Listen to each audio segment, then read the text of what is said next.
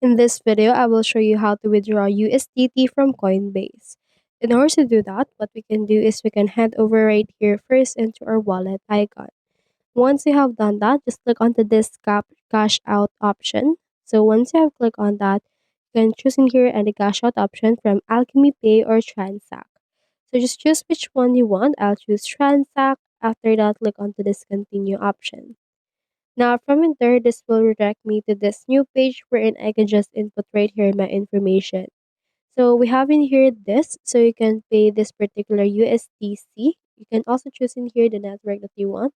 For example, let's use in here USDT, and you can input right here the amount that you want to pay. You can see in here the conversion rate as well as the fees calculation. You can actually open it right here and just choose your withdrawal method. When you click onto this method right here, we have in here the Visa. Click onto the style now right here in order to cash it out.